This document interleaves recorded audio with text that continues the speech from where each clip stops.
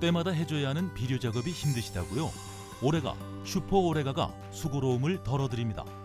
간편하고 효과 좋은 완효성 비료 오레가, 슈퍼 오레가. 한 번의 시비로 지속적으로 뿌리에 영양분을 공급하여 경제적 부담과 노동력은 낮추고 생산성은 극대화하는 완효성 비료. 한 번의 시비로 농사가 완성되는 경제적인 비료. 오래간다 오레가. 남해화학 오레가, 슈퍼 오레가. 여러분 안녕하십니까? NBS 투데이입니다.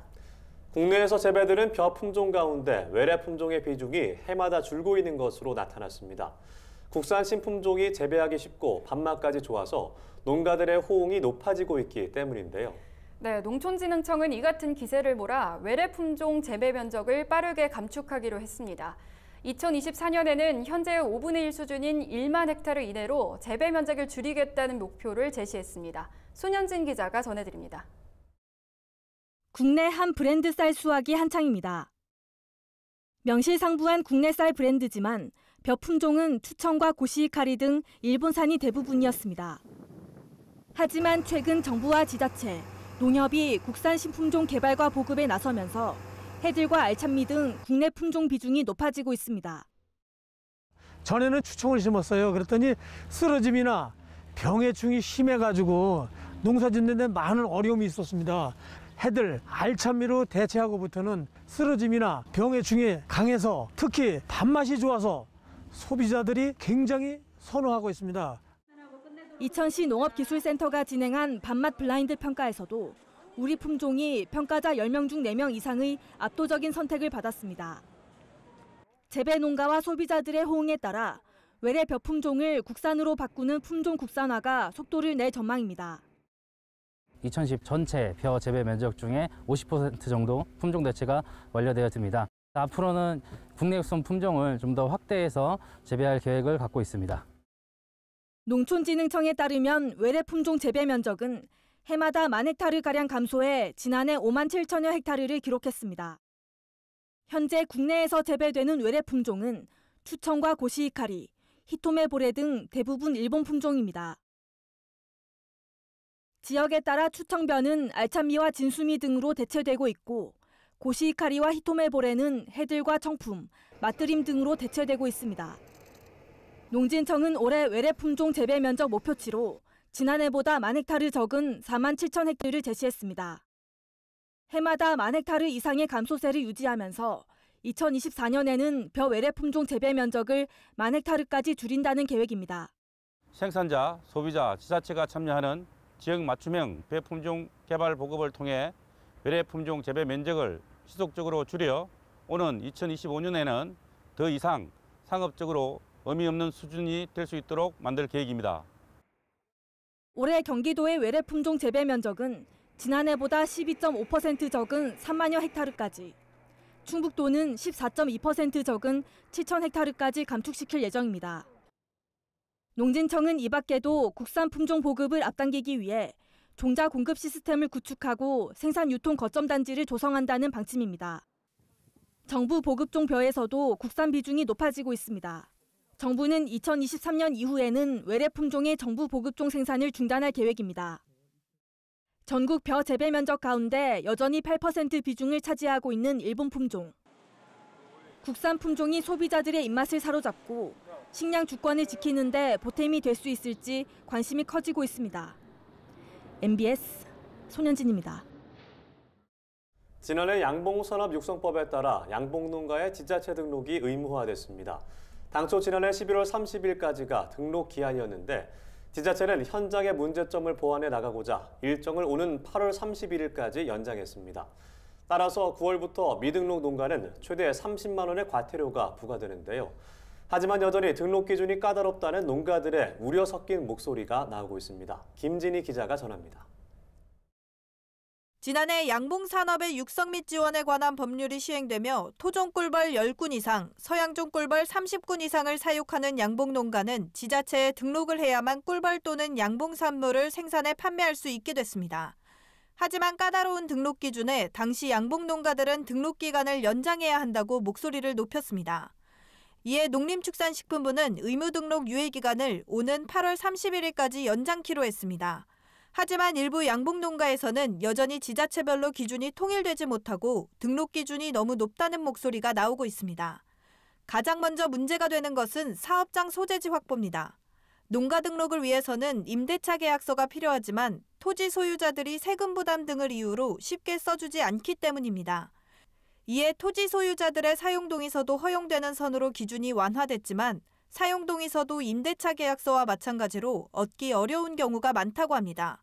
임야에서 양봉업을 하는 경우도 문제가 됐습니다. 산림청에서 발급받은 임시전용 허가증도 허용해주고 있지만 농가는 허가증을 발급받는 것도 쉽지 않다는 입장입니다.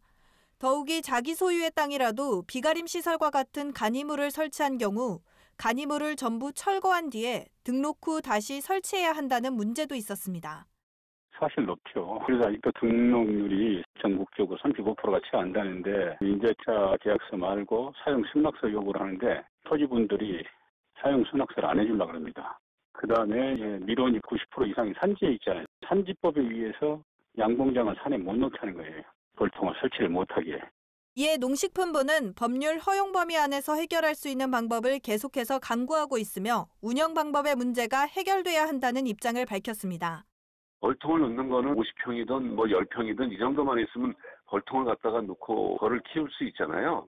주된 사업범위 그만큼을 땅을 전용을 하든지 규정상의 타법에 저촉되지 않는 방법을 강구해서 등록을 하게 되면 된다. 그런 얘기를 드리는 거죠.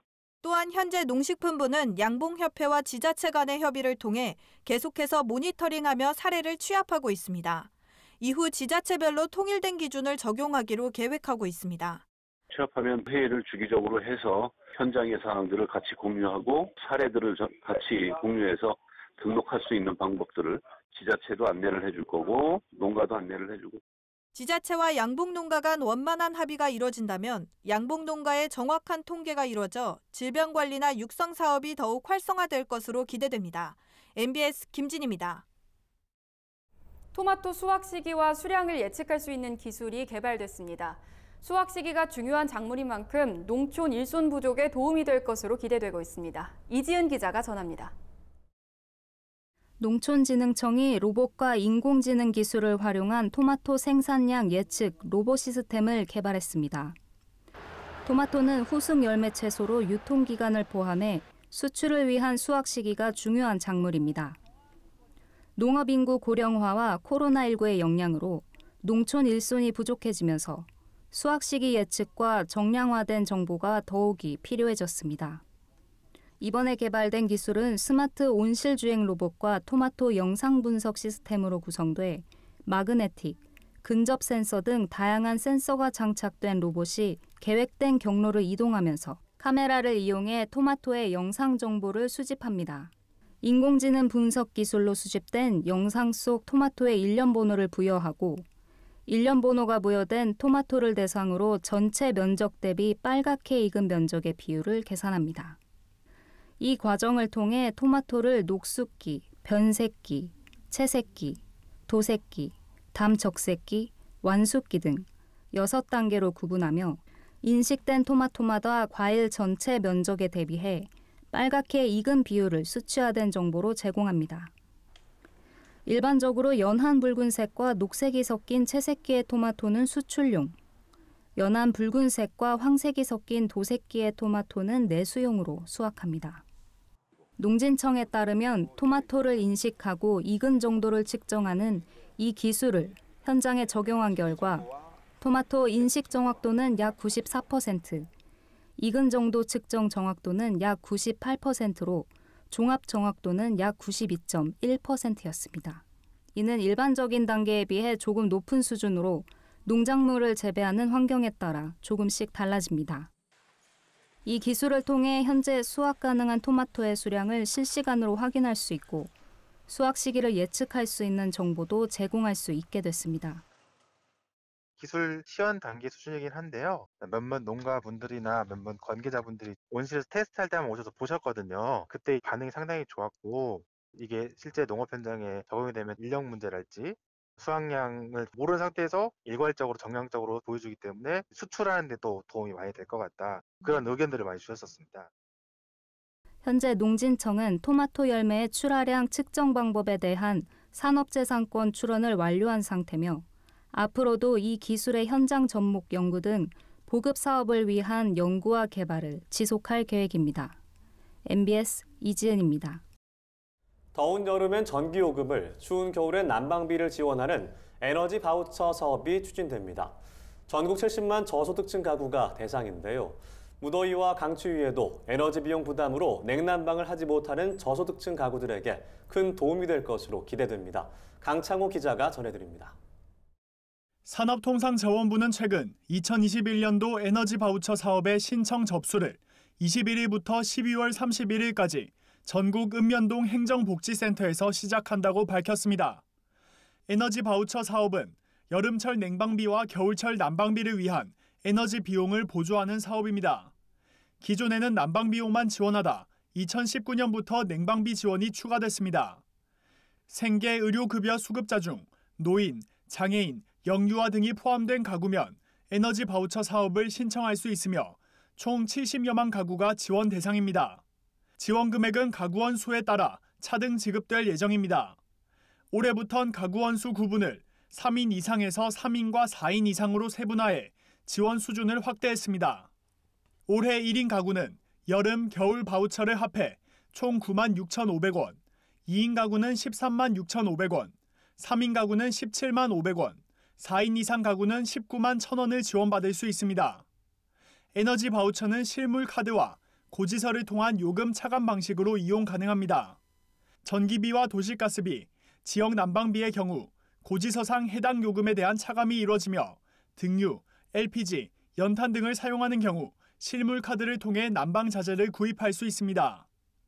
냉방용 전기비 감면을 받을 수 있는 여름 바우처는 7월 1일부터 9월 30일까지, 난방용 에너지 비용 감면을 받을 수 있는 겨울 바우처는 10월 6일부터 내년 4월 말까지 사용할 수 있습니다.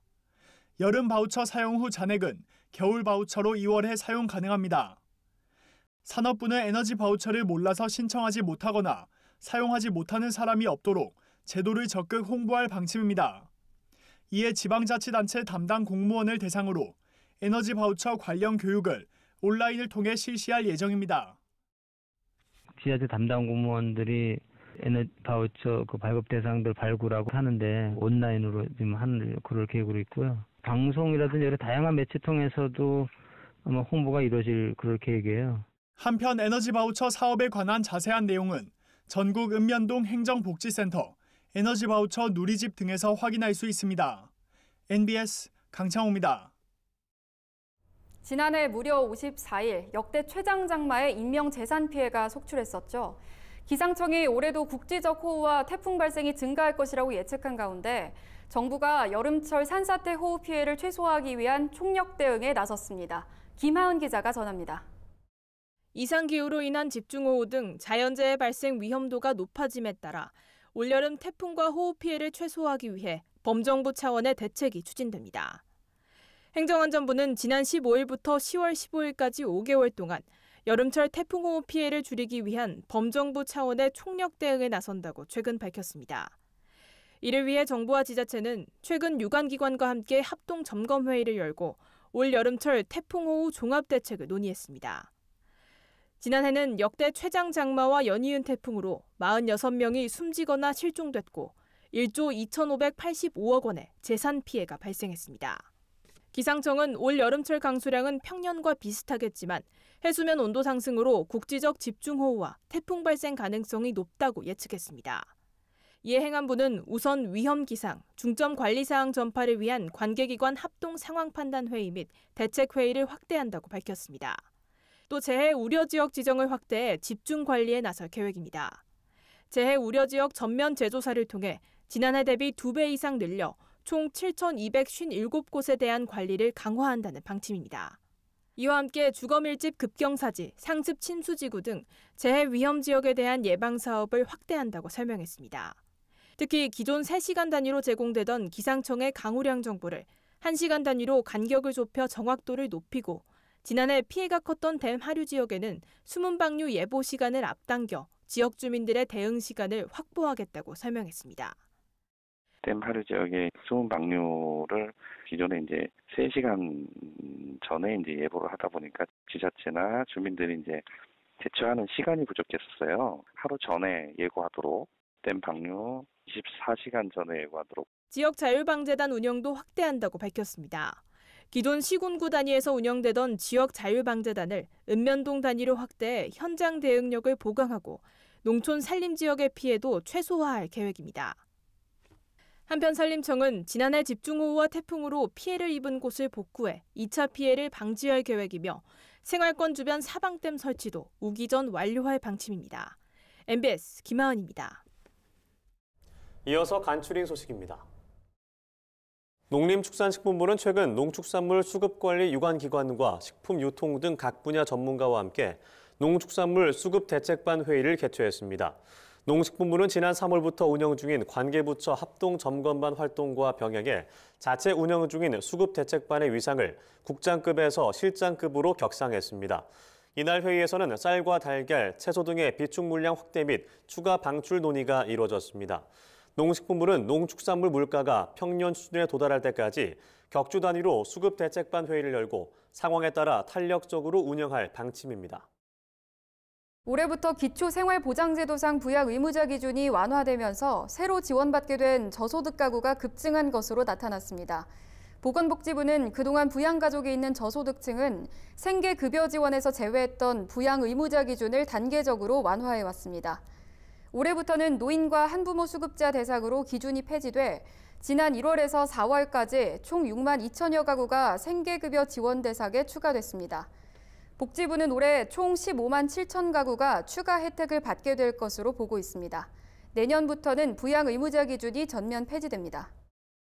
전남도 농업기술원은 추위에 강하고 수령과 품질이 우수한 차나무 신품종 16종을 육성해 이달 말까지 농가에 3만 8천 주를 보급합니다. 그동안 전남도에서 재배되는 차나무는 99%가 재래종이거나 일본종으로 생산성이 낮았습니다. 이에 전남도는 분양 신청을 한 보성, 구례 등 5개 군, 3개 기관에 대해 현지 실태 조사를 거쳐 참록, 상록 등 우량 묘목 4품종 보급에 나섰습니다. 이번에 보급되는 묘목은 22개월간 육묘한 우량 묘목으로 가격은 시중 판매 가격의 3분의 1 정도인 1,000원으로 책정될 예정입니다. 전남도 농기원은 2025년까지 25헥타르, 2030년에는 50헥타르로 우량 차나무 보급 면적을 점진적으로 확대할 계획입니다.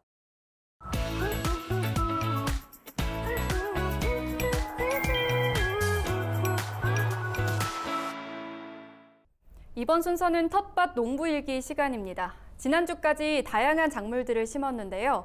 제대로 된 결실을 맺기 위해선 지금부터가 중요하다고 합니다. 그래서 초보 농부들에게 도움이 될 만한 정보를 준비했다고 하는데요. 현장에 나가 있는 남수지 기자가 자세히 알려드립니다. 화창한 봄날 야외를 찾았습니다. 오늘 제가 날씨도 좋잖아요. 데이트를 하기로 했어요. 데이트 상대를 여기서 만나기로 했거든요. 저의 데이트 상대 궁금하시죠? 저기 보세요. 저기 기다리고 있잖아요. 텃밭에서 기다리고 있는 오늘의 데이트 상대는 바로 제가 애지중지 가꾸고 있는 작물들인데요. 오늘은 어떤 모습으로 저를 반길지 기대가 됩니다. 뭐야?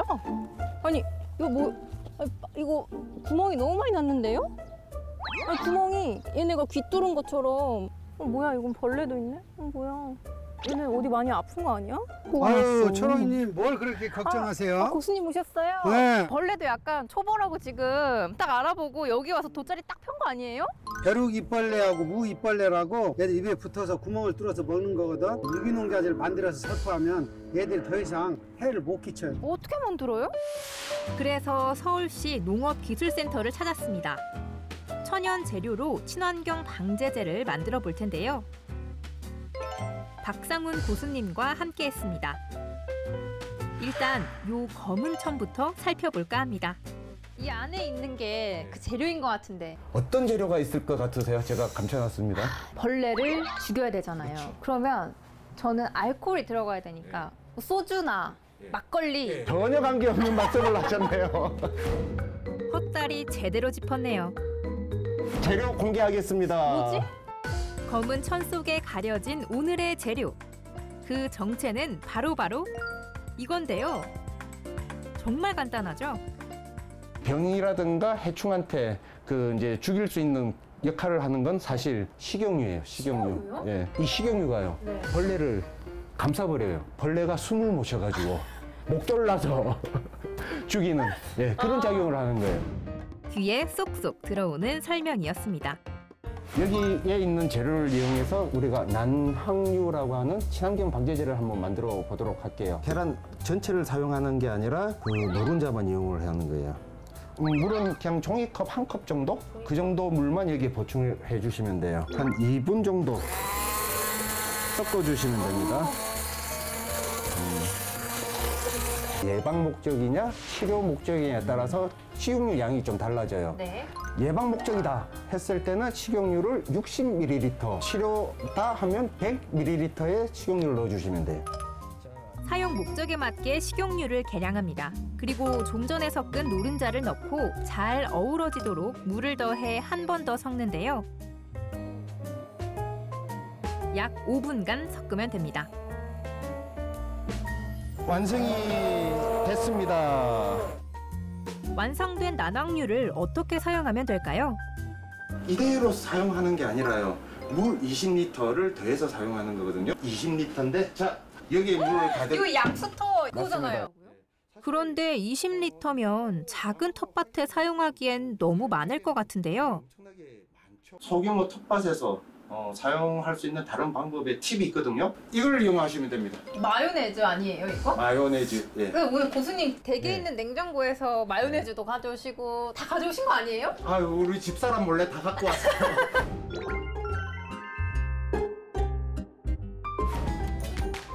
달걀 노른자와 식용유로 만든 마요네즈를 사용하면 난황유와 비슷한 효과를 낼 수 있다는데요. 이것 역시 사용 목적에 따라 양을 다르게 해주는 게 중요합니다. 신나게 한번 흔들어 보시죠. 그런 다음 물에 잘 섞는데요. 아니 너무 예쁘게 섞으니까 효과가 더 좋아질 것 같아요. 총 용량이 2리터가 되도록 물을 더하면 됩니다. 이번엔 고수님이 흔들어 주세요. 자. 마지막으로 잘 섞기만 하면 끝. 정말 쉽죠?